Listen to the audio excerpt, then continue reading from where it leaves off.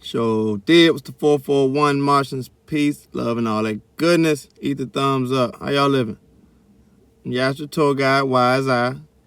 We back with another installment of What's the 441, where we're going to dive deep into some investigative topics that need to shine some light on the truth. So this one's powerfully packed with a bunch of all your hard hitters in the Hollywood industry. We're going to talk about the infiltration and how the trickster type energy type character allows itself into the house and it begins to infiltrate the system. It begins to deviate and diffuse the power from within. You feel me? So to the left, we got a few of our characters. You got Tupac, Katt Williams, Kendrick Lamar, Prince, Ice Cube, Micheal Jackson, Gemini right there. That's Kanye. I don't know why I want to call him Gemini. But Left Eye and Nasir Jones. So these are just some of the heavy hitters, some of the very powerful tricksters within the game.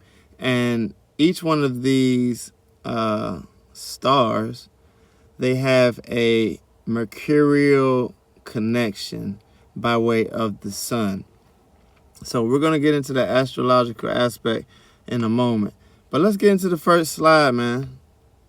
So this is also a aspect of tarot and dealing with the Fool.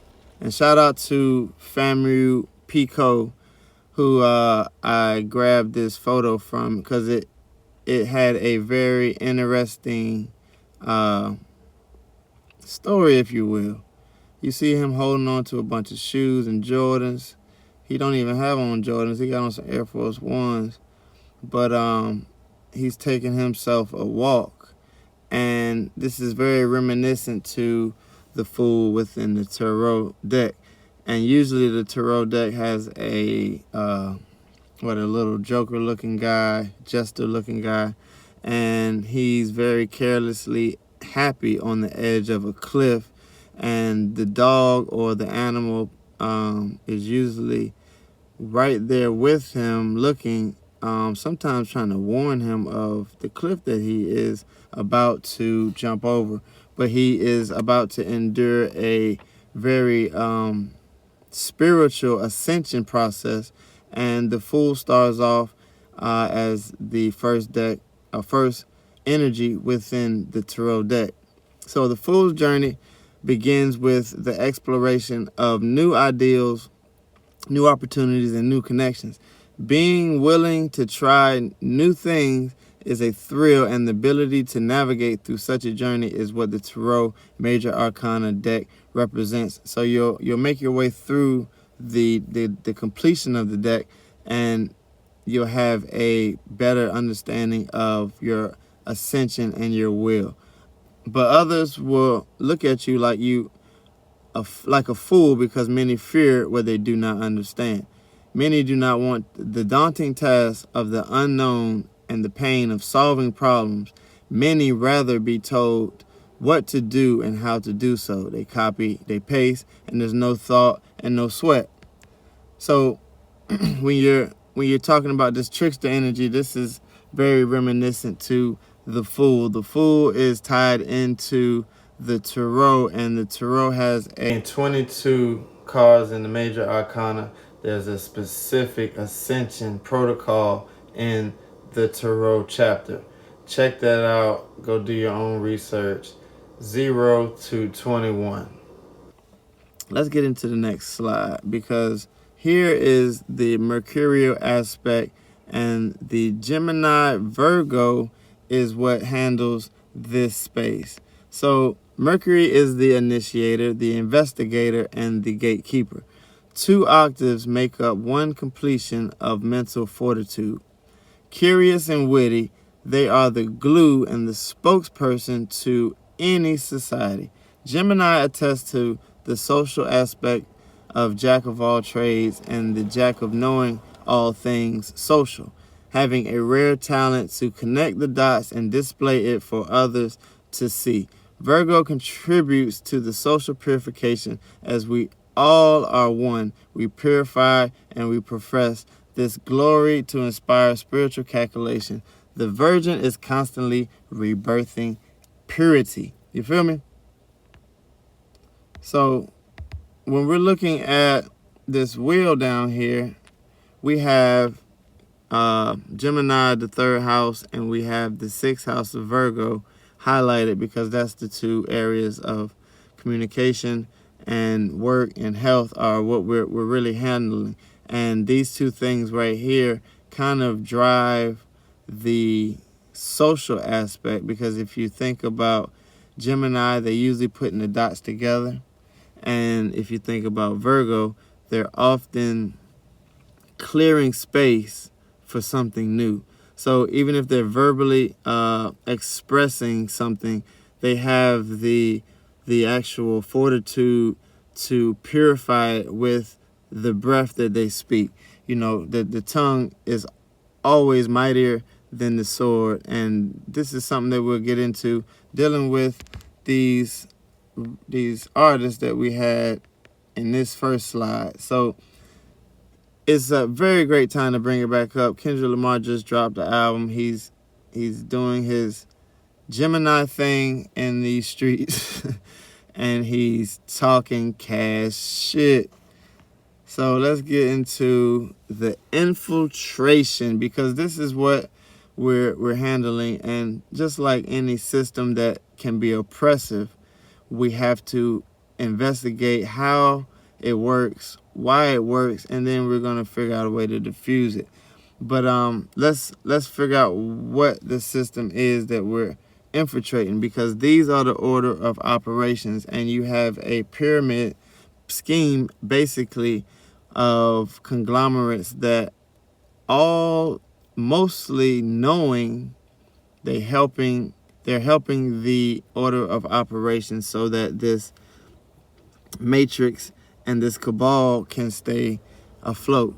So we're getting to a space where a lot of these things have gotten exposed. A lot of these things are becoming disabled from within, because they're being the little tricks that they call magic and secrets, they're being exposed for exactly what they're worth. So at the top you got the Illuminati, the Committee of 300, you know. Then you have under there, you got the Knights of Malta, the Bilderberg groups, the Skull and Bones societies, the Freemasons, all of these different groups that actually hold order for the rest of these organizations. So you got the Vatican, where they're keeping a lot of different secrets, the Council of Foreign Relations, where they talk about different things and they maintain a order of secrecy based on their form of meeting. The UN and all these different things. So UN is actually under that right there. But you're going down the line, and what we're going to be dealing with is this right here, corporate mainstream media, because this is the structure where it's basically the back door, because you're not going to get up to this without really being tested through a very, very rigorous process. So a lot of the infiltrators, they get here, they get to this level, and sometimes they're privy to other things that are in these programs, but ultimately they're handled by these groups right here: Skull and Bones, Freemasonry, Bilderberg groups, all of this stuff. So this is the order of operations, and this is what is being infiltrated. Next slide. So the coon is sat by the door. Rod Hayes speaks about coons, and he's a very, very great historian. He's a very great leader, and he's one of the guys that has his eye on what is actually happening in the future. So shout out to Rod Hayes. Anything Rod Hayes on TV, check it out. Anything on YouTube, check it out. I don't think he has his own personal Patreon page or anything like that. He doesn't do anything for money, but he exposes the dynamics on a higher level so that the basics of them can get it, and even the people that claim to be very advanced can also understand the program. So coons infiltrate systems that were imposing oppression on others. So they were created, like our people created coons. You know, one plays along with the program, becoming a part of the program. Intel can be gathered and used as leverage to expose and corrupt the system. There are many levels to this, and it may be hard to judge who is who on face value. So that's one thing I say about these celebrities and these people in high spaces. Sometimes you never can judge what they're really on as far as what they're here to do spiritually. And just as for an example, I don't think we quite know that Trump is about to save America. But I'm looking at how things work astrologically, and I think that's what's going on. So you can never judge a person by his cover.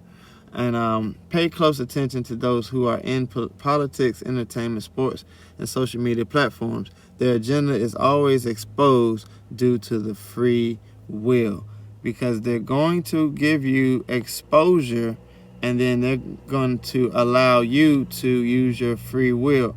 It's usually by way of trick knowledge, not really real knowledge, things that can set your soul free, but it's knowledge that will trick you into committing to a program that your soul is not approving of.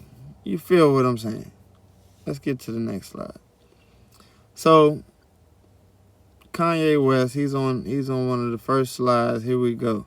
So Kanye West claims the Django Unchained was originally his idea. This is 2009.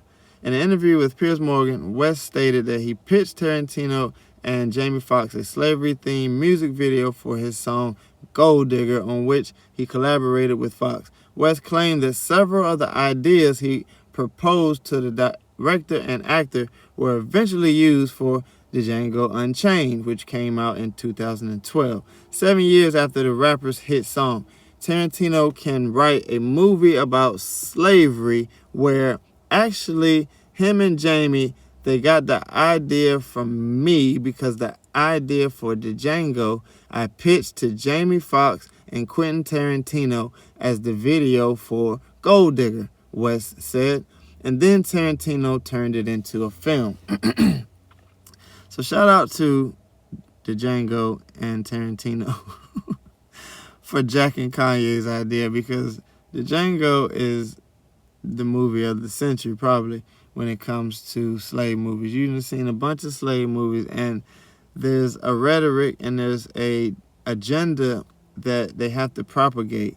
But within those margins, there's always room to tell a story of a actual spiritual unlocking. So when you watch the Django Unchained, if you're an individual who is subservient and goes by the rules, but you never got the things that you needed or really, really wanted, and you're holding up a system like that pyramid that we was just breaking down, then this won't touch you as such.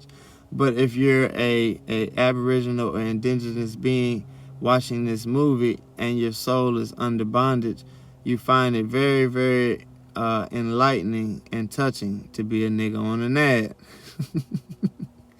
So shout out to Kanye. They stole his idea. Probably didn't give him no credit.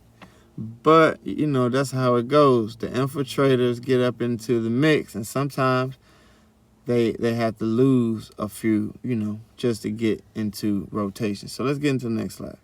Because here we go. We got Jamie Foxx against Slick Charles, the trickster spirit. This is another example of exactly what we're talking about, exactly what we're dealing with, because Slick Charles is the guy. He was super slick in this movie, Clone Tyrone. If you have not seen Clone Tyrone, man, you gotta check it out. You gotta see Clone Tyrone. This was an amazing movie.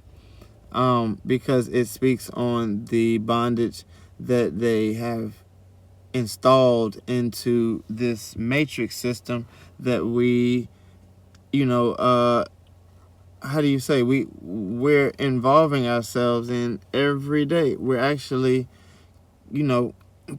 keeping ourselves inside of that matrix system a lot more than we are dealing with our spiritual selves and trying to hone in to our own trickster and our own energy to investigate things within our own level, in our own life, in our own plane, so that we can break them down from within. Just like these family dynamics that may be toxic that you actually are existing in, you have to find ways to put the dots together. Once you put the dots together, you kind of start to see things. So as the Clone Tyrone movie went on, Slick Charles became the actual idea man to getting their way into the organization that they wanted to infiltrate and find out information on. And they had Yo-Yo, and they had my boy, I forgot my man's name. They had both of them in bondage, so he had to get them out. Fontaine, he's the Ogun-esque type energy, while Slick Charles is more of the Papa Elegba energy that goes in first to actually see what's going on. And Fontaine was actually the one that made it first to explore what happened, but Slick Charles is the one who eventually infiltrates and gets them inside safely. Him and Fontaine. So they had an elaborate scheme, an elaborate plan, and it came out to be perfect because he was a slick motherfucker, my main man. Anyway, let's get to the next slide. Okay, so let's back out of there. We got the war report. We're going to get into these guys and gal.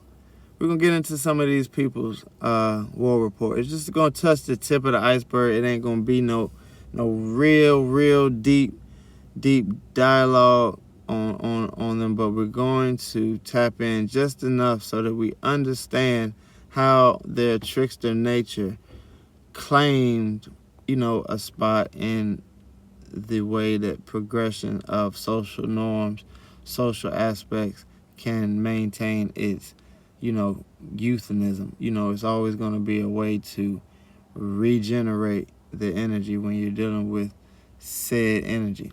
So you got Ice Cube back in 1989. Then in the 90s, you're looking at Tupac Shakur, Biggie Smalls. Then in the 2000s, 2001, you got Nas. You got Prince, was real heavy. You got Left Eye. You got Micheal Jackson. He died in 2009 with 2010 for Prince. Rest in peace. Left Eye died in 2001 or 2. Rest in peace.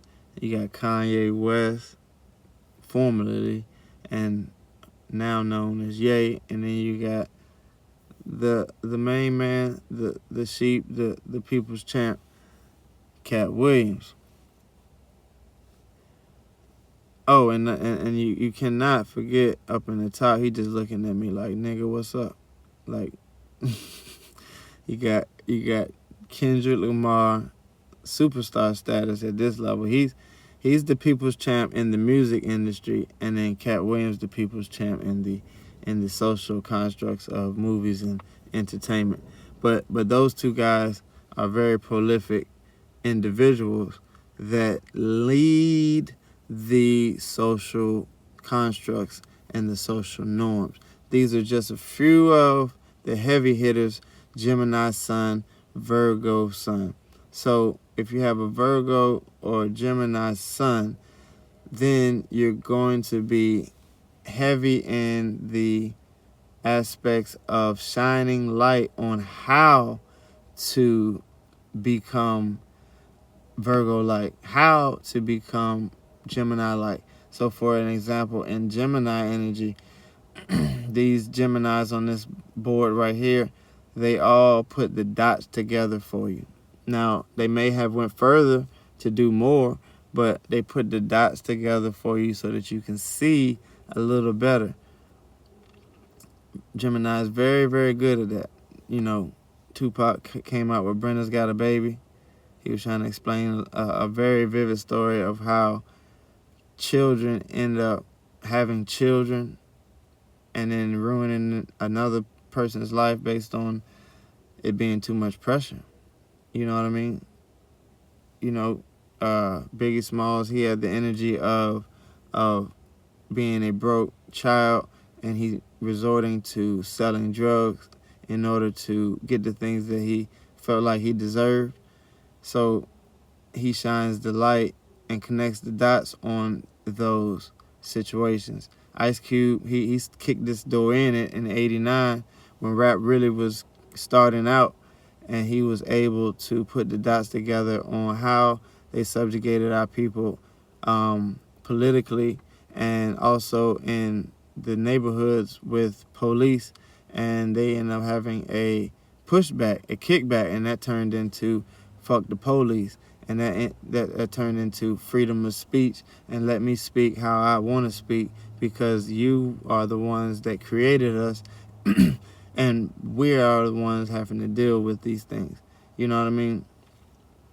A little bit different with Virgos. You got, although Katt Williams put the dots together, but the Virgos, they kind of purified. They needed to bring purification. You needed to have the aspect of a new breath. You know what I mean? So when you're looking at Katt Williams is evolving the comedic aspect as if it was never a space of truth. He just made it a bigger platform for truth. And if you're up there talking bullshit, then you're probably going to get washed away and you're not going to get heard of. You know what I mean? So Katt Williams' voice was the voice of newfound ideals. And if you listen to his testimony when he talks about debuting on Friday After Next, they wanted to make that scene in the bathroom of a man getting raped. And Katt Williams, as slick as he is and charming as he is, and he didn't rebuttal like a old goon type of character, and you'll be like the guy from Clone Tyrone just ready to knock over stuff. He came over charming. He said, hey, look, nothing's funny about someone getting sexually assaulted, especially a black man, blase blah, by another black man. And he ended up getting the role reversed to where the point where the person that was getting abused, he ended up seeking refuge in the movie, and the movie was hilarious. That scene was hands down probably the funniest scene in the movie. So you see how the Virgo comes with a purification process and gets some of the old gunk out of there. If you listen to Micheal Jackson's music, and we're going to get into each of these, I'm just jumping ahead because I'm excited to talk about these guys. I've been waiting or holding on to this PowerPoint, and we're now here to able to break this down. And the straw that broke the camel's back was the album GNX by Kendrick Lamar, and he set it off. I was like, man, you know what? It's perfect time to go ahead and put this information out because Gemini and Virgo are leaders of hip-hop and rap. That's number one. So these guys are the leaders. Although there's very much more information and spirit that gets led through anybody else's music, these are just some of the examples of the personified energy. So you also had Nas, and you remember how Nas came with the prophetic energy of speaking like truth from a hood perspective. So he will give you a perspective of clarity. Oh, bless you. And you will have to make sure your ability to cleanse your hood or your mindset that you may have been raised in to gain bigger anomaly of energy. And Nas he was very heavy on the Stillmatic side when he came up over Jay-Z in the ether, and we're going to get into that in the last slide. But you also had Micheal Jackson's music, his purified energy, and the type of music that Micheal Jackson would speak about. It would surround a clarification on community and how we need to clean up the streets. And it doesn't matter if you're black and white. It just, all of these different ideals were the focus for the Virgo Micheal Jackson. Next slide, because we're going to jump right into Ice Cube. So like we were saying, Ice Cube was in the forefront. He began this scenario of hip-hop and speaking out. His birthday is June 15th, 1969, and he's done an array of things, and I just pulled a few different things out. So let's get into some of his lyrics. Fucking with me because I'm a teenager with a little bit of gold and a pager, searching my car looking for my product, thinking every nigga is selling narcotics. You rather see me in the pen than me and Lorenzo rolling in the benzo, beat the police out of shape, and when I'm finished, bring the yellow tape. So he was basically letting off his aggression on a police officer that was harassing his peace and aggressively finding ways to abuse their authority. So he wanted to bounce back, and he came with the attacks. So, NWA, they have a prolific story, and back in the Straight Outta Compton movie, they got a few truths up in there that you can kind of see. He lets a few things go, so it shows how they pushed back as tough individuals, and they became very enlightened he became very enlightened through the music business when they fell out of shape with Dr. Dre and NWA, and he went solo. So going solo, he realized that the contracts were jammed up. He realized that they was using him for his ideas because he was the vision for the artistry and the group. Although Dr. Dre also is a Gemini, but he has no visions like Ice Cube, respectively. He has a great beating process, and I just like to say that Dr. Dre may just have been one of those staples that made it through in the West Coast. So I don't lean on Dr. Dre's beats, because Dr. Dre makes some decent beats, but he was a perfectionist at most, and he was a very great engineer, and he's a very great master when he's doing the sound. So maybe the sound you don't want to hear it, but it's very clear, and he used to make his artists say every word, every rhyme clearly, and they would have to punch in each line in order to get each word in clearly. So he would be a very aggressive person, and this is what Ice Cube was pressured under. But ultimately, finding out those guys were going to side with the beast, and they were going to, oppress him. He ended up getting into a huge ordeal, and that's a lot of history and that you can check into. But recently, I like to note that he put out all your favorite movies. All your favorite movies. And a lot of these movies, if you look at a lot of these actors, they got their start with Ice Cube. So it was very important for Ice Cube to get this place and him to trot ahead to see the vision on contracts, see the vision on how they treat the people of the melanated skin, his own kind and his own culture, how they treat them. So he said, let's make a safe haven for these people, and we can put in any kind of movie we want. He has some silly movies, if you want to call them, but ultimately he portrays very quality ideals. He portrays very quality thought processes and how to correct the manners that you may find yourself in a disorientation with. Excuse me.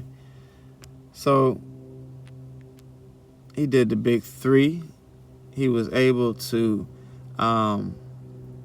put together a basketball brand for the culture and flip it, make it a 3-on-3 half-court experience. Some of your favorite not artists, but some of your favorite sports players would jump off into there, and they would have their 1-on-1s, 3-on-3s, whatever type of episode they would want to have, but it would all be propagated by Ice Cube, and his mannerism in the game was very, very fluent, so he was able to bring that platform knowing what he has been through.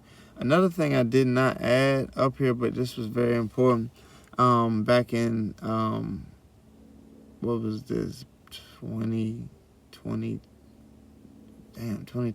Yeah, around that time, he sat down and he made an addendum, or he put together some type of an agreement or whatever, but it was all based on what people of our color and our creed need and want. And he was willing to sit down and speak with anybody in the political factions so that we can get our voice heard in that space of continuum. And just like anything that Ice Cube does, he finds a space where you can jump into the business side of things, and he's very, very successful.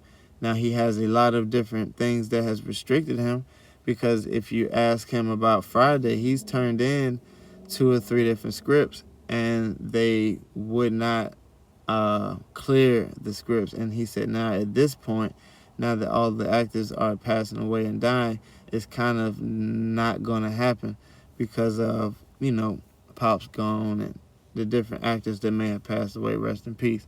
So just like a real warrior, he doesn't really talk about that. He doesn't really bitch and moan about that. He keeps glowing and going.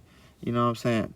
And then it's a little sign over. He said, ever since I released Black Political Agenda, gatekeepers have been after me. So you got to understand that Ice Cube is very, very smart, genius mindset. He's a Gemini.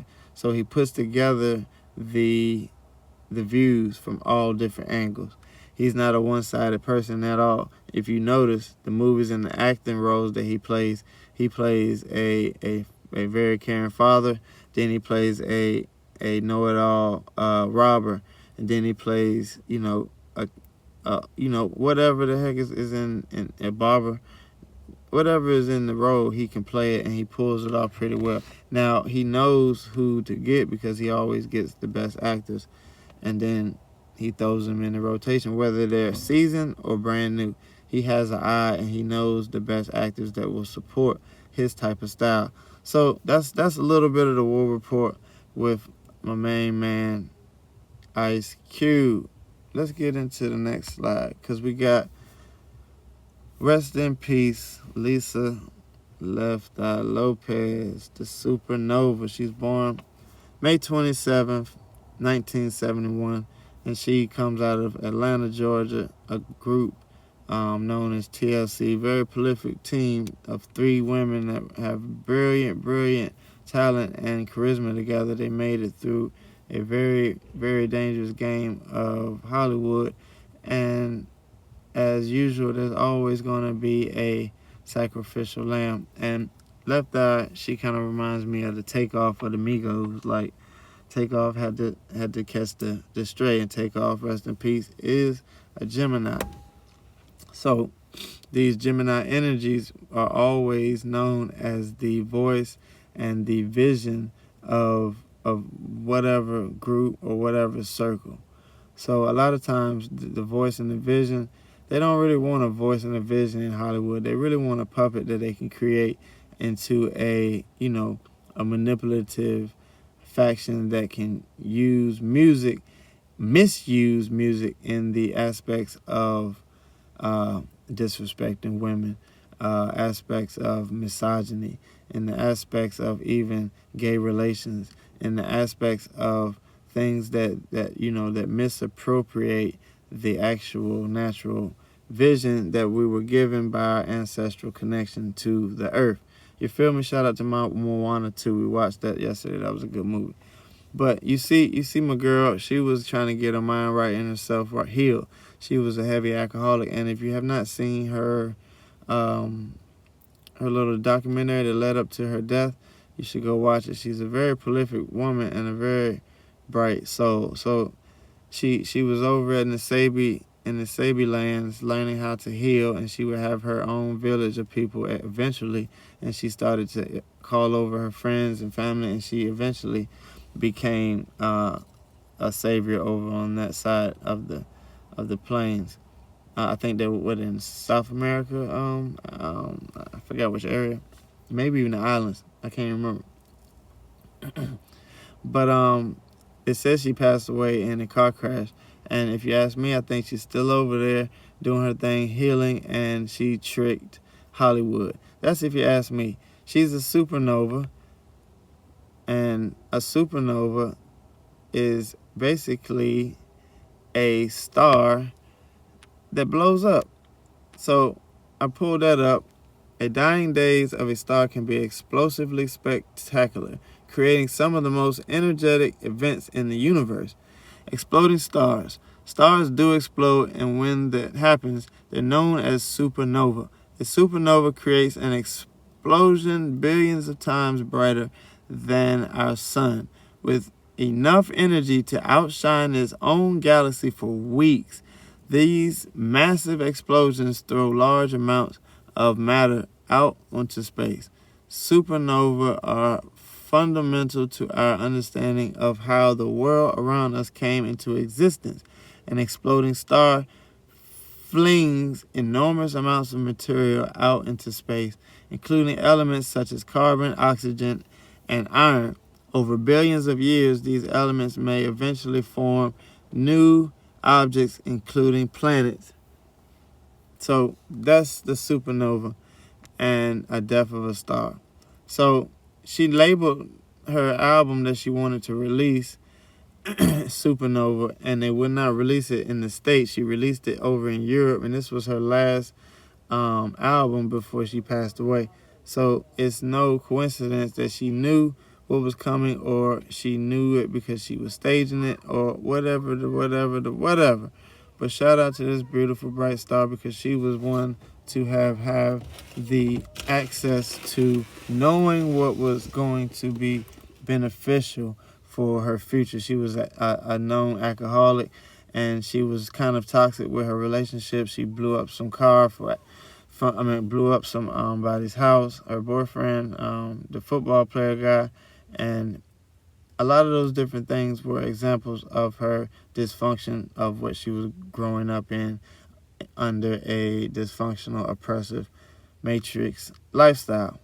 So shout out to Lisa Lopez. That's a short war report on her lifestyle and how she infiltrated the game, because she started with TLC for years and years and years before she even came to that space where she showed up with a picture of Dr. Sebi. But very mysteriously, after Dr. Sebi meetings and talking about Dr. Sebi publicly, she became missing. So we don't know if she was forced out and she did a trickaroo, or did they actually get her killed for real. Blood in, blood out. These societies that they join, they become very, very auspicious when it comes time to blood out a person, because they catch pneumonia, they get into a car crash, plane crash, all of these different weird things. So we already knowing what's the verdict and what's the scenario. So shout out and rest in peace. Next slide. Okay, we got Tupac Ambitions of a Rider. So born June 16th, 1971. My main man, he got father Matula Shakur, Afeni Shakur. He has a very, very prominent background of the Black Panthers. He's connected to very prominent leaders, a political prisoner, and he became a political prisoner himself. If you ask me, he is a legacy Hollywood character. So he was raised in Hollywood, and he became Hollywood as he done ritual after ritual. So in 1993, Tupac shot off-duty police in Atlanta for harassing an innocent man of melanin color. I think this may have been from that court date, but there was also court date when he got and locked up for the sexual harassment of the young lady in his hotel room that he said he was asleep and something happened. So I do believe that they planted that on him just like they did Mike Tyson, so that they can correct his ways and say that, hey, look, anytime we want you to go down, you'll go down. So they sent him to jail, and then you had Suge Knight or Interscope or whoever get him out of prison. Then he was on the hook even worse for that. So everything went downhill, and he became Machiavelli, the Don Kill Illuminati. But in 1995, he was shot by Diddy, instantly set the entire industry ablaze. So that's alleged. We don't know for sure. But he was yelling it. The way that Diddy was looking on those cameras, it looked like he was too suspicious. Something was happening. And as you watch things play out, even to this day, it is said that he was the one that shot him got him shot in the studios. And the elevator stopped on the floor that Tupac and Biggie were on, and they did not call the police when they seen Tupac shot in need of emergency care. So those type of things were everything that Tupac needed to know what he was dealing with. So he got in the game with Suge Knight, and it was blazes, guns blazing. And he disses Jay-Z, disses Mobb Deep, disses Bad Boy. He does his 1-2 step because he knows that these people did this, and he knows Jay-Z is in that whole scenario. He knows Mobb Deep is in that whole scenario. And when I say scenario, and I say he is tied up into the Hollywood puppeteer act, that whole Diddy act. And that's what the whole Don Kill Illuminati was about. The 7-Day Theory. And he went off on everybody in that album. And that was basically like, fuck the industry, I'm doing it my way. So Tupac was a very, very loving soul. And he was a very passionate soul. He was a warrior, to say the least. And throughout his Hollywood accolades, he was able to show us different sides of his nature. He was able to show his softer side, his more aggressive nature, his more loving and caring side for a child, and the awareness that he has for people.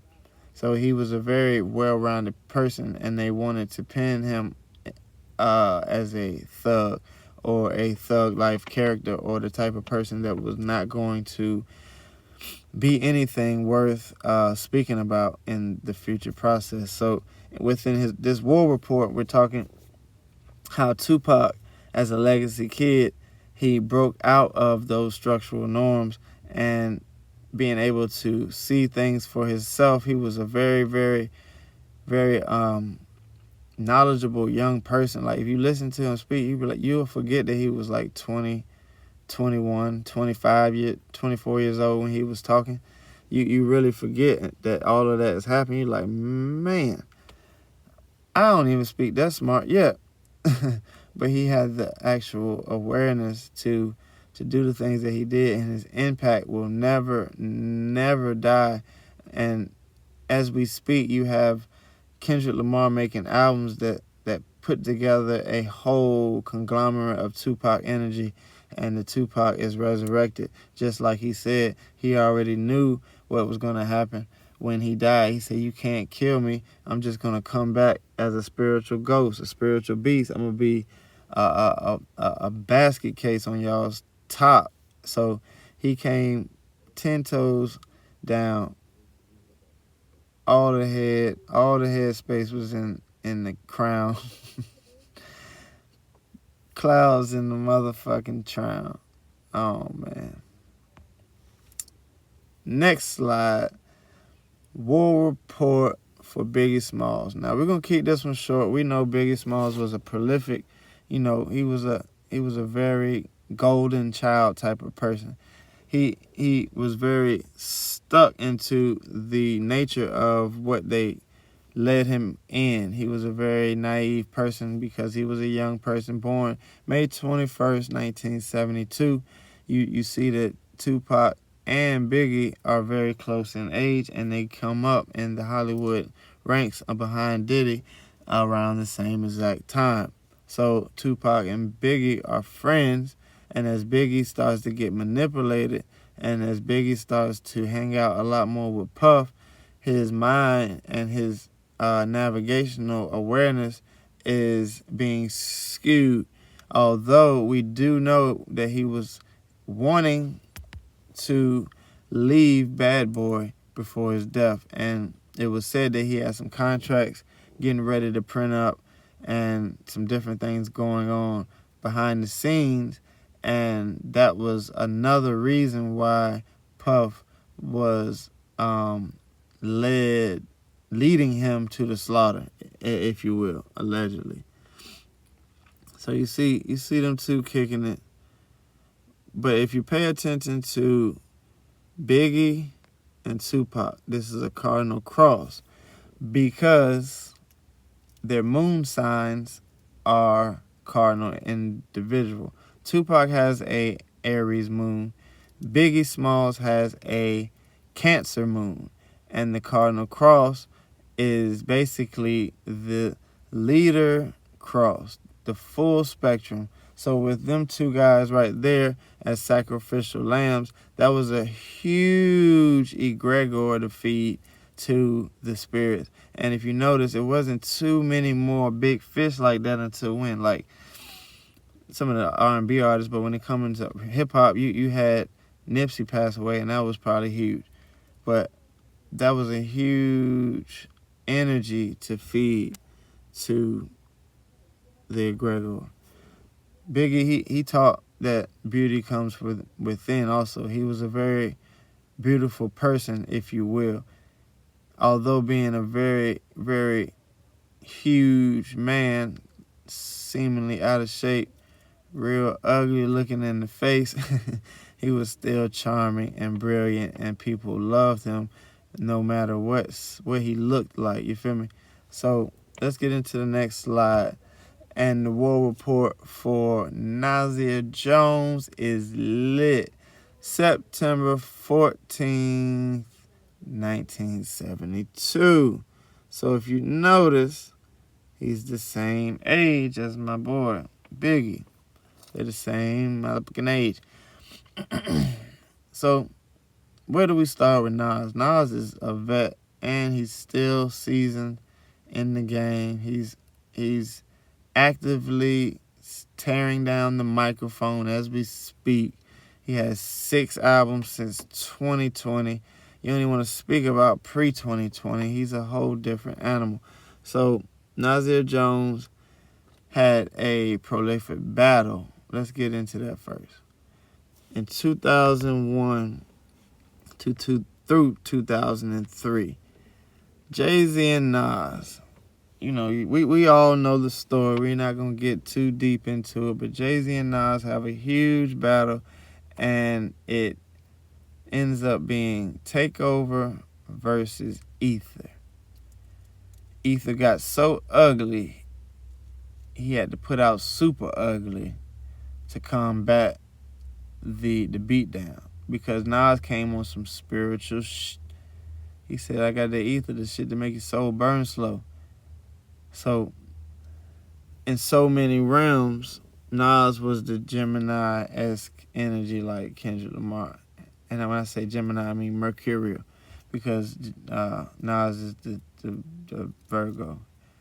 Kendrick is the Gemini. That's Mercurial. And then when you're dealing with Jay-Z and you're dealing with Drake, these two energies are very similar in the nature of how they handle their power and how they are manipulating their perception so that people can view them a specific way. You know, they don't typically put their flaws and all out there just as if a Gemini or a Virgo would. That's just my opinion. Y'all can tell me what y'all think. But you got 2009, Nas changes the controversial title album. Earlier today, a rep at Def Jam said Nas had changed the title of his new album from the controversial Nigger to the much simpler and less indecisive Nas. Now, MTV News is reporting that Nas has decided to release the album Untitled. It's important to me that this album gets to the fans. Nas reportedly said in a statement, "It's been a long time coming. I want my fans to know that creatively and lyrically, they can expect the same content and the same messages.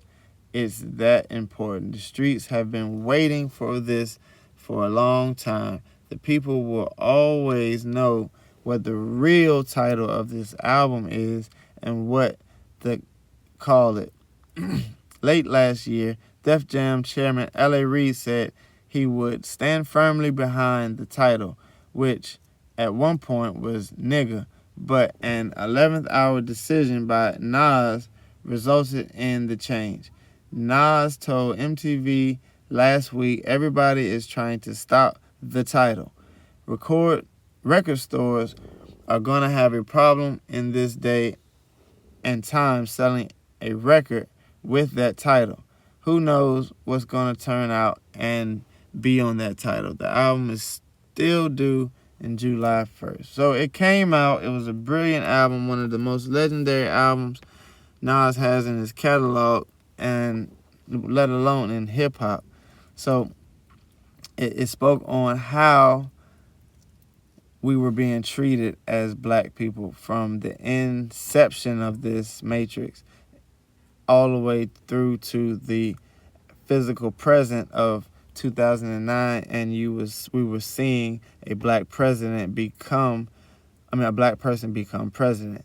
So it was a full surface view of everything that had happened within the realm of purification, because Nas talked about all the things that were needed to be purified, needed to be changed, what we needed to look at. And then at some point he began to purify these things for us on his own. Instead of just talking about it, he started to purify. And these albums are Negro spirituals, if you will, and they heal the soul. So his music, thank God for him, has been connective to the spiritual ancestry of who we are, and it unlocks some of the actual things that we need to continue to stay inspirational in this matrix. So that's shout out to Nas, because he had one of the best, most effective, soundtracks when it comes to eliminating the nigga. He got number 4 on Ether, Not Like Us, No Vaseline, Hit 'Em Up, and then Ether.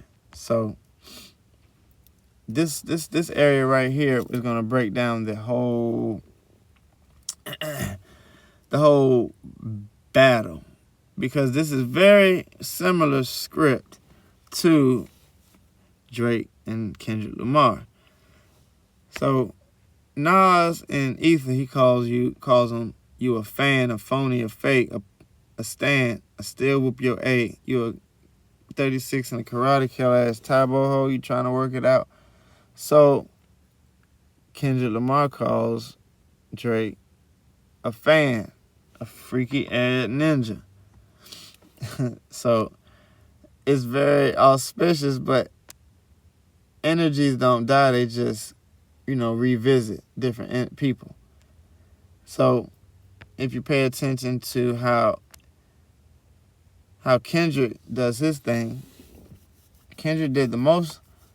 Oh man, why did I say that? Drake did the most Drake thing ever and DM'd and trolled wife on Instagram. So he does these type of things. He has that type of bravado of I'll steal your girl type of energy.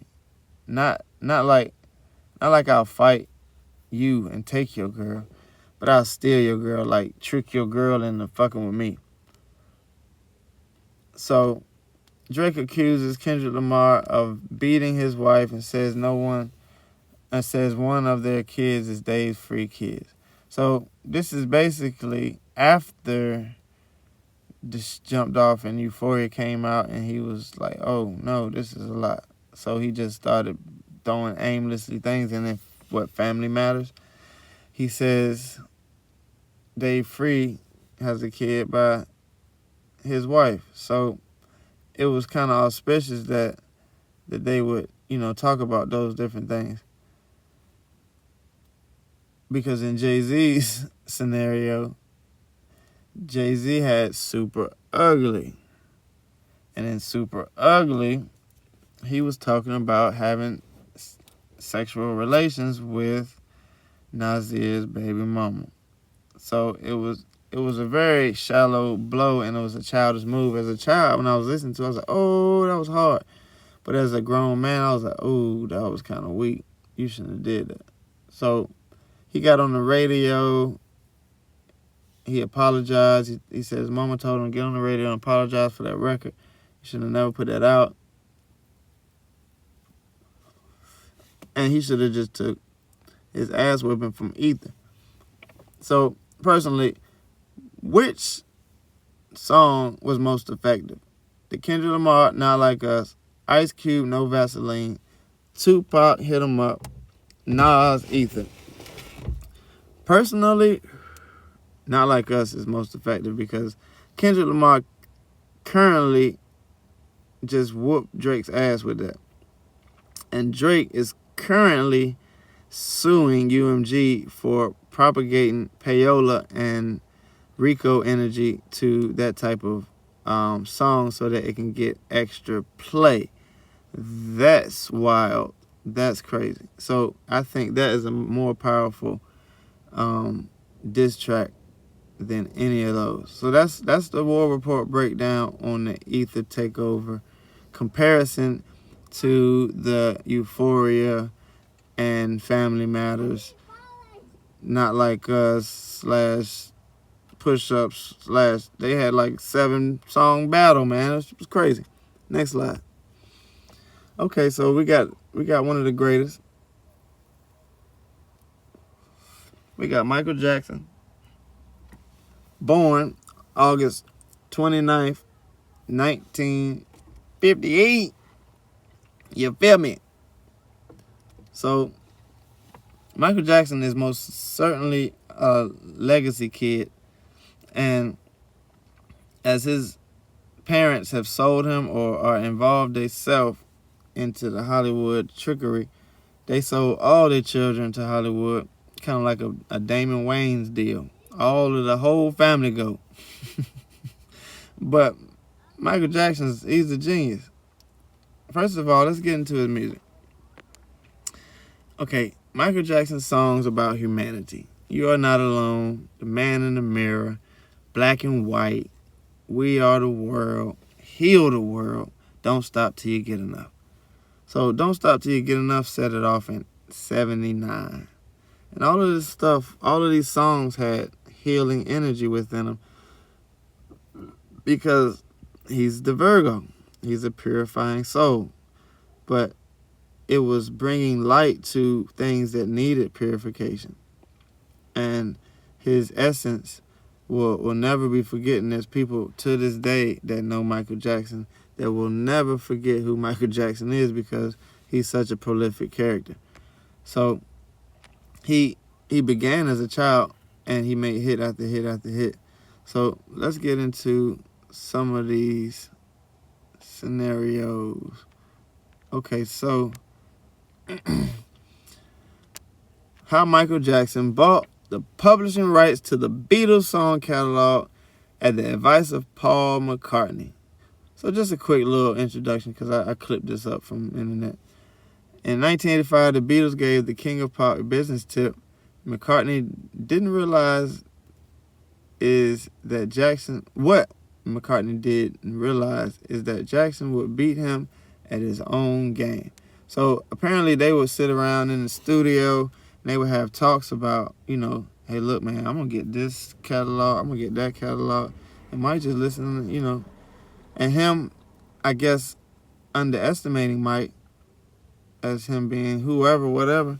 He didn't think that he would do some of these things. And you turn around and you see that Mike is holding catalogs to, prominent, very prominent people, Beatles. And then I think Sony, he owns a lot of different catalogs. There's different interviews about him owning different catalogs. So he will end up going through a lot of different things in the 2000s as far as allegations of, different things. So let's read this. The hardest dispute started in the 2000-2001. Micheal released an album, Invincible, but he was waiting for his contract with Sony to expire so he could manage everything himself without depending on the powerful majors or having to pay them a big part of the benefits. So he tried to find a way to end the agreement before notifying it to the then president of Sony, Tommy Mottola. So in retaliation, the label canceled everything related to the album 2 months before its release, in addition to canceling the single, What More Can I Give, which Jackson recorded with the aim of raising money for the victims of 9/11, along with any other great artist. In addition, Jackson realized that the lawyer who represented him in that case also worked with Sony, and that the label was pressuring him to buy part of his royalties. This will be useful later because finally Invincible was released, selling 13 million copies worldwide, and it was here when Micheal accused the previously mentioned Tommy Mottola of being a racist and a mobster, which made Sony decide not to renew his contract, in addition to make him pay $25 million that they lost due to Micheal's refusal to tour through U.S. territory. He was also denied of being able to refuse to release of a compilation album in 2003 because they still had his distribution rights. Micheal was openly critical of Sony and especially of the infamous Mottola, whom he also accused of abusing Mariah Carey, a close friend of the singer and wife of the company's president at the time, since she told Micheal about all the problems Tommy caused. So let's get into this Sony situation. An empire is born. In 1995, Micheal was approached by executives in Sony with an offer he couldn't refuse. Sony offers to pay Micheal $95 million, $160 million in today's dollars, to merge ATV Music with their catalog company and form a new 50-50 joint-owned publishing powerhouse. This was a great deal because not only did Micheal instantly earn back nearly twice his initial investment, he now owned 50% of a much larger music publishing company that will likely grow even bigger in the future. So basically, through all of this stuff that he was going through, he was having to do business, or they was having to do business with him because he had got so much control of the rights of music that they said, hey, the only way we can get involved with him is to, blah, blah, blah. Let's get down with the program. And by the way, Micheal still controlled 100% of his songs through his separate company Magi Music. Between 1995 and 2005, Sony ATV Music Publishing would grow to own over 200,000 songs between 2005 and 2013. The company grew to own over 2 million songs, including dozens of valuable catalogs and individual songs by artists like Eminem, Lady Gaga, Akon, Shakira, Beck, Neil Diamond, and Bobby Dylan. In 2012, Sony ATV earned an estimate $1.25 billion per year from licensing and royalties and had a net income of $5 million.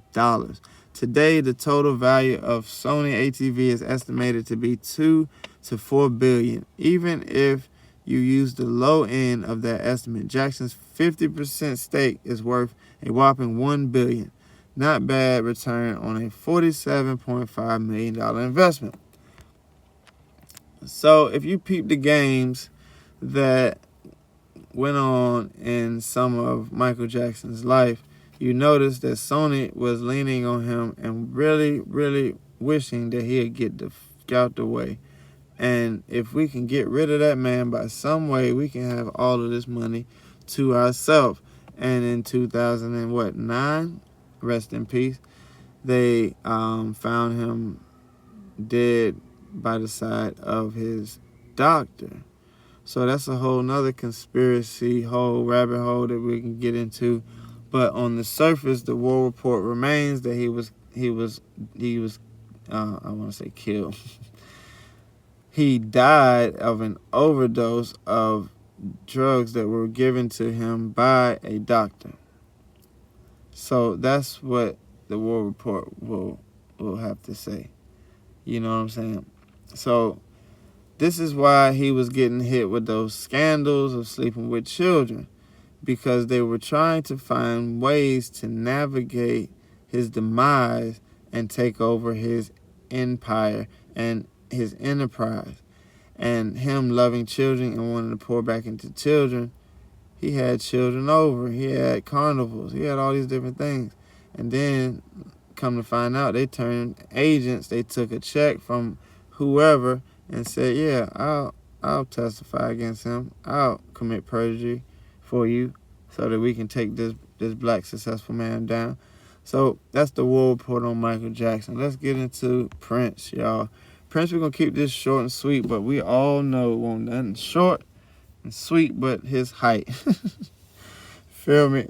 You know what I mean? He was a legendary, prolific staple. June 7th, 1958. So he's a Gemini, and he brought the awareness of different modalities early in the game. You know, he came out with slave on his side of his face. He would come to the awards with chains and different propaganda so that he can basically get his point across and express that we have been placed under bondage, and him especially. I'm in a slave deal. I have to change my name in order to make music without these people. So he changed his name as the artist formerly known as Prince, and he did the I don't even have the little symbol up here, but he did his little 1-2 step to get out of the Hollywood cuffs by changing his name. So he did Kanye West. Now I'm Ye. This was Prince. Now he was the artist formerly known as Prince, and he was a symbol. Looked similar to a Egyptian indigenous Ankh, and the Ankh, you know, is a full celestial spiritual tool that has the Holy Trinity involved. It has the man, the woman, and the child. So let's read some of these articles and see what was going on. What's the war report talking about? Musicians and artists aren't often scared to break boundaries. In fact, you could say it comes with the territory to surprise people and do the unexpected. And it can safely be said that nobody expected Prince, one of the world's biggest ever superstars, to change his name to a symbol. It was at the height of his fame that he chose not to be referred to as Prince, rather the artist formerly known as Prince, which both baffled and bemused fans and critics alike. Away from the R&B virtuoso music, the name change is arguably what Prince is remembered for the most. So we just spoke about the name change, and we understand what was going on. He was trying to wiggle his way out. Warner Brothers slave deal. So that was in 1993. This is way, way back in the game. So let's read what this article's got to say. The music world has seen countless reinventions, rehabilitations, transformations, and image overhauls. But there's never been anything quite like Prince changing his name to an unpronounceable symbol on his 35th birthday, 30 years ago today. I don't know if that's 30 years ago, whatever article this is. His motivation for doing so was never clearly stated, although many assumed it was a ploy to get out of his contract with a long-time label, Warner Brothers Record. He announced the decision in a statement that read, "It is unpronounceable symbol whose meaning has not been identified. It's all about thinking in new ways, tuning into a new frequency." Since obviously the symbol did not exist in a computer keyboard, Warner Brothers sent floppy disks to media outlets containing a digital rendition of the image, although most gradually landed on referring to him as the artist formerly known as Prince. Television outlets were also provided with a brief video featuring the symbol, punctuated with an appropriate iconic sound, digital clank, similar to the ones film companies use when their logos appear in film credits. So he's had a long existence in the game, and he was very, very speech driven when it came to talking against the powers that be, because he was a very powerful person that was being subjugated to an album every 2 or 3 years. He puts out all kind of music, and then he got to the point where he was not putting out the best music, giving it to his contract, Warner Brothers, to basically affirm the deal and get him out of that contract.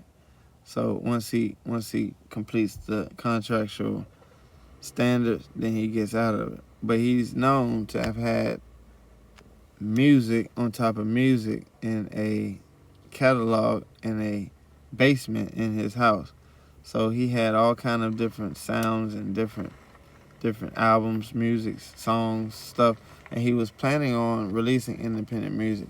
So they said that he was injected by the same doctor that injected Prince. So he died on the War Report as overdose by doctor. I don't know how that happens, but once you sign your paper, they say that we will not be responsible for this, that, and the third. And then once these people get a hold of you, they got you, around the paws. So short War Report on Prince. We know he had a lot more involved in his life, but we just wanted to touch base on how his contract jammed him up. He wanted to wiggle his way out of the contract, changing his name to a symbol, and then proceeding to reach his audience in a more prolific way, expressing to other artists that if you do not have your masters, I will not be able to do a song with you. I think he told Nas that. Nas said that on Drink Champs. But this was the type of rhetoric that Prince stood for, and the type of energy that Prince, he was only going to handle himself under a specific lens, and that's the after putting all the dots together, seeing how all of these different things are here to obstruct our view of who we really are and our creative aspects, and how we are subjugated to be slaves. So those things are what he shed light on in his earlier career days, and he would spread the gospel to his fellow co-workers, which is artists that we now know in the game. Now he said this to Nas. Nas corrected himself, and he I believe he said he went and got himself squared away to where he had masters in his uh, in his possession. I want to say process in his possession. He was able to fortify the ones that were not. I think that's the story. So Prince is a very profound person when it comes to existing in that realm, and even just giving us beautiful music that puts the dots together. He was able to talk all topics of the world, and he was able to put together brilliant sounds. So he puts the dots together, he puts the sounds together, and that's what Prince came and went. Rest in peace, rest in power, beloved brother. Okay, next on the war report, we got Katt Williams, born September 2nd, 1971, to Virgo. So he's been exposing the industry since 2007. 2007. And it has been very important for us to go through just the basics of what Katt Williams has done. Because like we said, he was in next Friday or Friday After Next, and his ability to change a movie scene. Because if Friday After Next had to put that in the movie scene, Friday After Next would not have been legendary. And that would have stung the whole Friday series, that whole series. So, in essence, you can say that he purified the Friday series so that they didn't spirit cook them all the way to the bone, gristle. So, Katt Williams will let you know, I'm here to tell on you motherfuckers. So every one of his stand-up comedy episodes, they have some type of truth in it, and it sheds light on what needs to be purified. So he talked about, these Hollywood parties in the beginning. He talked about focusing on yourself, making you your star player. He said, also focusing on your lady, making her feel like your star player. He also talked about, empowering your height, your size, whatever God gave you, giving yourself the confidence to continue on in such a wicked world. And you see him go through some of the most ridiculous attempts to get this man in trouble, lock him up, get him jammed up, all of these different things. So for him to go through such a random war report, he's definitely the people's champ. You know what I mean? He's the people's champ. You gotta look at him as the tried, the true, and he won't let shit slide. So they was trying to make him look bad all the time. So you see him with Jaguar Wright. You see Jaguar Wright out here in these streets handling business. She a little beat up from the war, but I think there's something true in her spirit, and she is actually trying to correct and right her wrongs in a space where these future people, these future babies are able to see the light of day. And Jaguar Wright is a Taurus, but currently, she's probably progressed into her Gemini energy. She's probably past it maybe at this point, but she's progressed through Gemini energy. So she has the awareness as a Gemini. And if you notice, she's very good with words. She's a wordsmith, and she puts dots together and she puts them on the table so that you can see them. So that's the type of energy that Katt Williams is on. He's very, very auspicious, but a lot of times he's very straightforward. And the interview that broke the internet this year, the beginning of this year, set the fire off, or set the party off, I'd say, was the Club Shay Shay, when he starts to talk about how a lot of these different things are in your face, but they're actually being kept under the rug, swept under the rug. Nobody's talking about these things. So take a look at that interview and see what he has to say. But it's all clipped up over the internet. I'm sure you've seen at least one clip. And he speaks his truth, and he speaks his perception or his point of view, so that we can get a better view of the perception. You know what I mean? World War III, he talks about the foods. He talks about the aliens. He talks about the indigenous people. He talks about a lot of different things in World War III, and this was in the 2020 phase when things were getting real weird, and he's never been afraid to speak on things and get in front of an audience and purify his soul, let alone others. But you notice his soul has been pure as a young kid, and he's lived a very strange, auspicious life. And auspicious is the word, is kind of like the theme for all of these people. They have a style that comes off as that, but it is very on point, very laser sharp, and they have that very prolific view to see above what's given to them. So shout out to Katt Williams, man. Virgo on the rise, sipping his tea, man. This is how I look at them people when they try to tell you, get out the rabbit hole.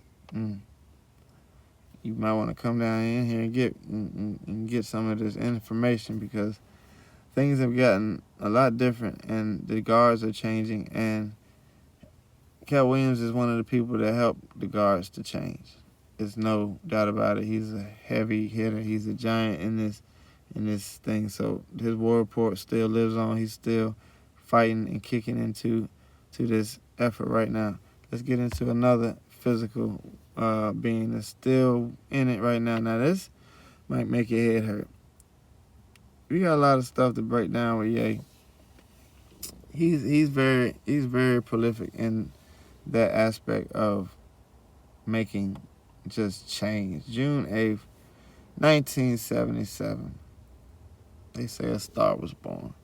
So let's get into 2005, when he talks about George Bush don't care about black people. That was very important to everybody. And the people in Katrina, you better know that they felt that one, and they rode with that. And that gave them some inspiration to say, you know what, let me try to figure this shit out on my own, because ain't nobody coming to save our ass. We're going to be fucking dead out here. So that whole Katrina thing, man, was a mess. And it was an operative psyop to eliminate a lot of the indigenous people from their land down there in Louisiana. And Kanye West, knowing that he could not get on this hotline without saying what he had to say. You know what I mean? So that was very, very powerful in 2005. He made his way into the game. We all know, by way of Rockefeller and making beats for Jay-Z and the Blueprint in the late 90s, 99, 2000. And he went on to become a solo artist in 2004, and he's been on a world tour ever since.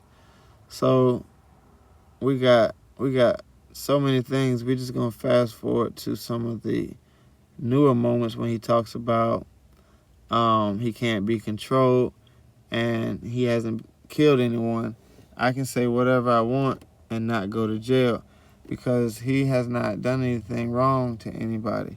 he made sure he kept his hands clean so that nothing can happen to him, as others may have done something wrong in the secret societies.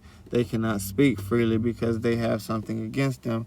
They'll get sent to jail. Like a lot of these people get sent to jail.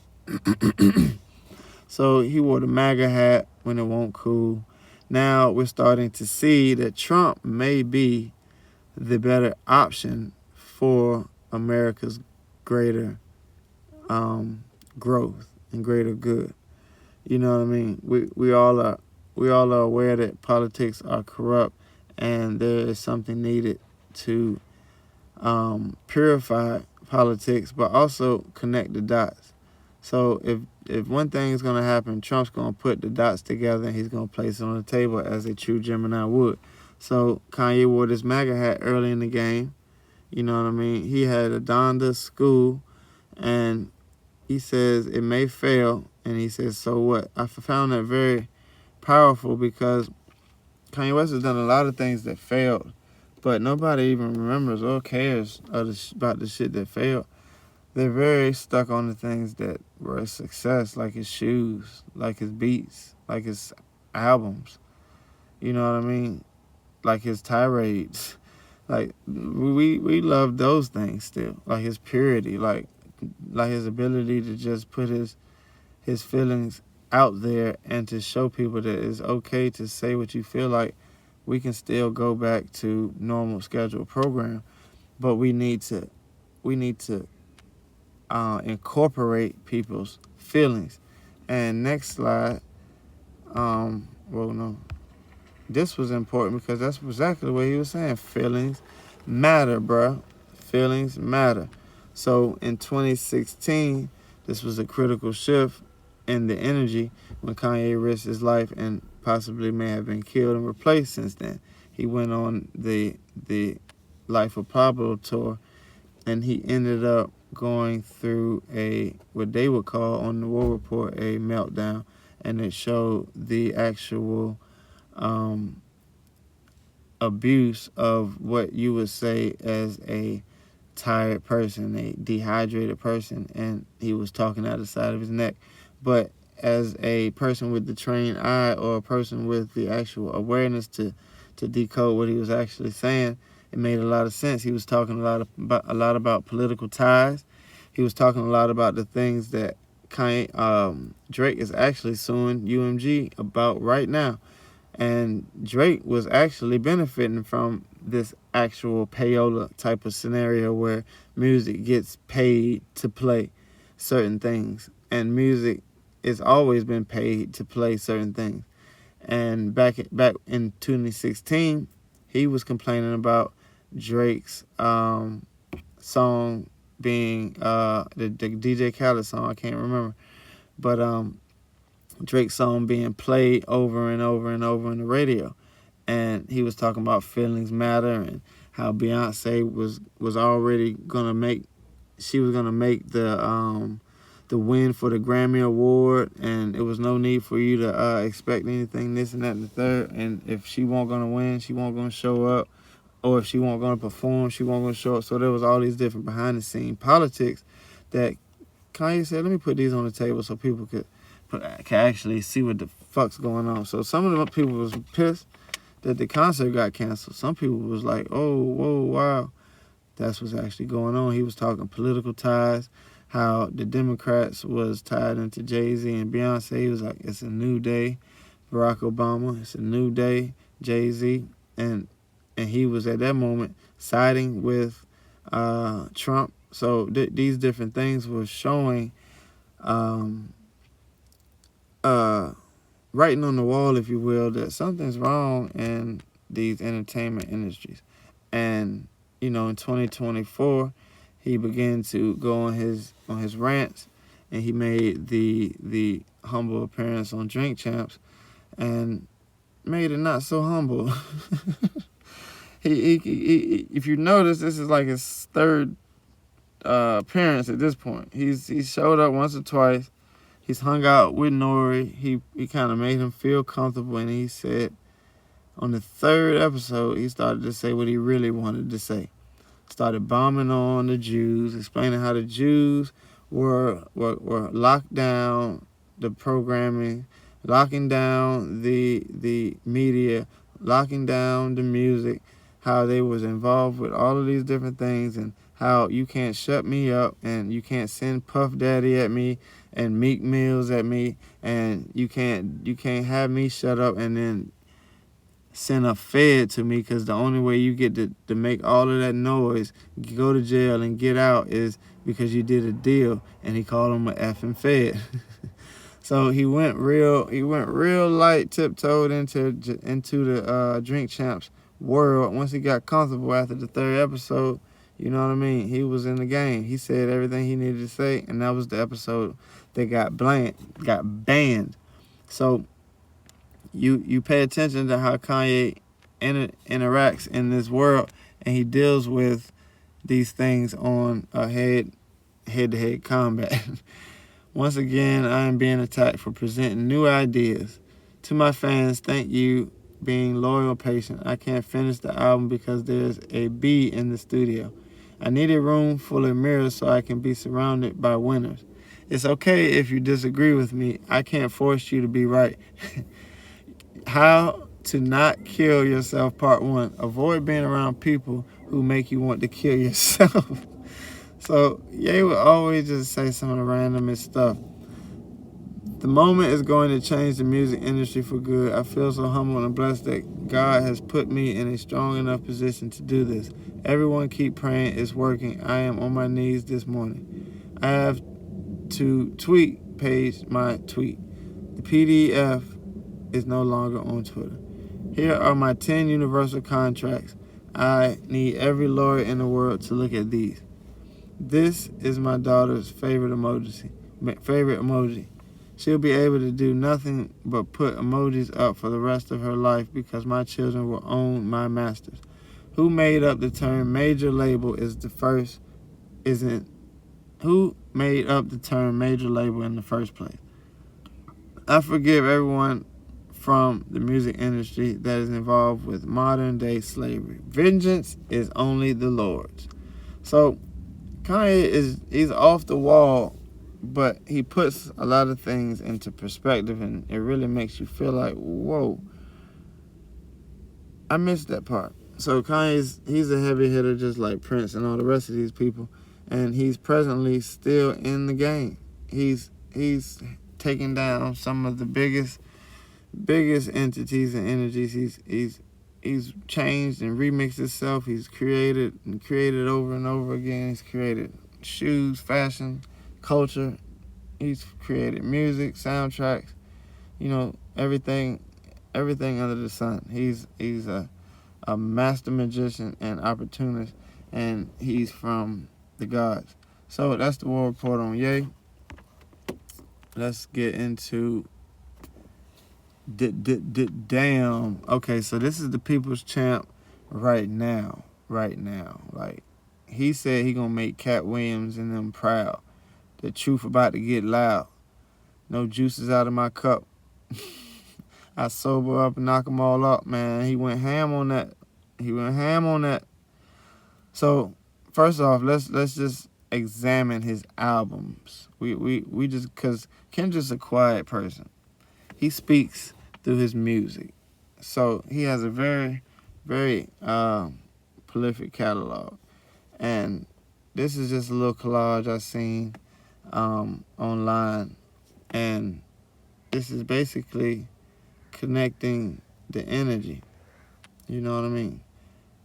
Those are some great albums. And you got Section 80, Good Kid, Mad City, To Pimp a Butterfly, the Untitled Unmastered album, Damn, Black Panther, Mr. Morale. And he just came out with GNX, and we're going to speak about that. I think the first week sales were like 325,000, which is pretty damn good. Because that's as much sales as some of them albums right there. So the visual spectrum of Kendrick's ascension stars at Section 80, where he just talks his raw truth. And that's that's very apparent to this frequency wave right here, because the bottom or the top is the root chakra. It's actually connected to the bottom of the Kundalini wave spine by way of the body, and you're going through the chakra system through the album selection, basically, because he gets finer and finer as wine goes. Because Section 80 is raw, but now Good Kid, Mad City comes through, and you got people like Dr. Dre production, and he has professional features like Drake, different things like this, and he comes in with a huge splash. So now he's in the sacral energy. You know what I mean? That sacral energy where it's very, very relatable. And he comes into the next phase of existence, that solar plexus energy, where To Pimp a Butterfly is very needed. To Pimp a Butterfly was probably my favorite album, probably his most creative album. I don't know if it was his best. I think Mr. Morale could be his best album, best work. And Pimp a Butterfly is just his most needed. Because at the time of 2015, 2020, around that time, 15, you had necessary evils, and the necessary evils were there for us to fight them off and to begin our strength. And To Pimp a Butterfly, I know it was pivotal into my existence, and a lot of people listened to that album and it changed their trajectory. So you get into the next album, the Unmastered album, and Untitled is a very, very slept-on album. That's a brilliant album. He has, 8 songs up there, but it's a brilliant album. He has some brilliant songs. Going through to Damn, he's reaching more clarity with Ascension. We're passing the heart chakra. We're getting to that heart chakra with Damn, and we're trying to reach a better understanding. Black Panther, he comes out as the Black Panther, basically, and Killmonger. He does both sides, duality, Gemini energy as such, and he creates an amazing soundtrack album. That album was amazing. By the time you get to Mr. Morale, your ascensions are up into the throat chakra, going into the pineal gland, and now you're seeing through to the actual morality of things and the actual spiritual side of things. And you notice how the sails, they drop from here, and it gets lighter and lighter and lighter, because the higher the ascension, the harder it is to get into the energy. So you got low energy on this side, and then this is high energy on this side. And I just inverted that to make it go with the album collection. But if you notice how the waves, they wave a lot more closer to each other, and they're a lot stronger as you get to the inside of the other side of the rainbow spectrum, or the Kundalini spectrum. And these waves, you got radio waves in this section, infrared waves there, UV rays, X-rays, and then gamma rays. So depending on which frequency you're dealing with, the strength of what it's able to capture is dependent upon that. So if your spirit is vibrating low, maybe you're only gonna understand Good Kid, Mad City. But if you're ascending into a space, your Mr. Morale and Big Steppers could be very well digested, and it's a great album. Something like a favorite. So next slide, you got G and X. So the Ascensions of Mr. DuckWorth, we're here now. So he's out of control now. Hey now, say now. Like he in the game.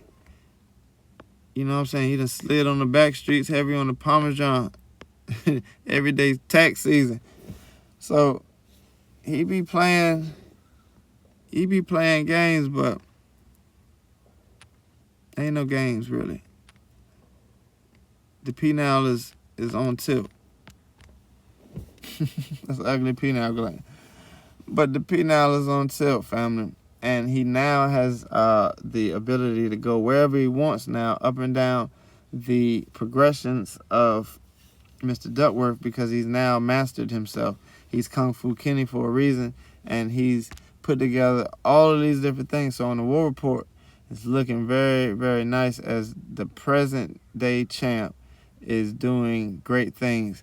So in a in a battle, he put together all of these albums, all of these songs, and that really was wait, why is Family Matters in there? It's supposed to be Meet the Grams. But anyway, this was a great battle because they did their 1-2 step, and whether it was manufactured or not, Kendrick showed to be the better artist, period. Regardless of if they both was lying or not, Kendrick showed to be the better artist because he talked about real world things.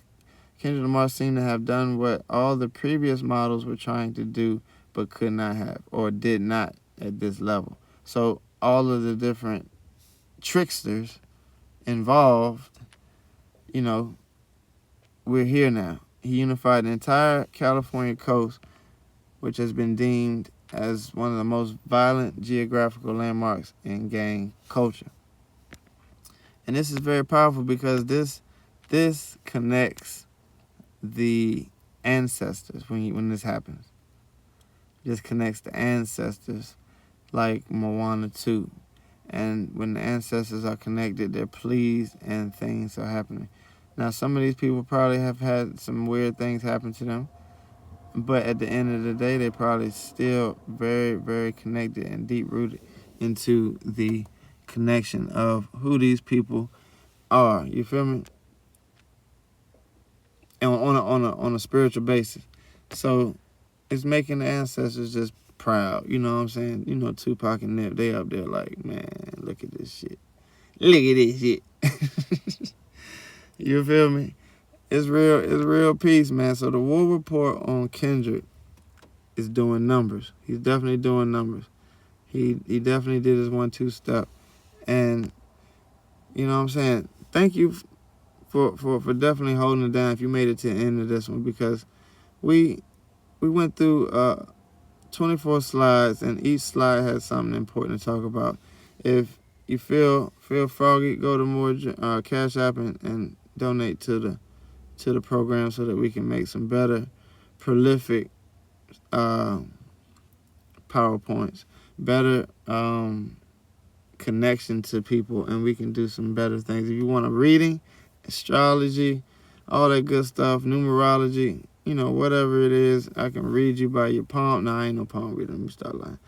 But we can do tarot. We can do all the things. Just go to my webpage. I got Moordreamzllc, and then peep where the dot is. Look on this right here.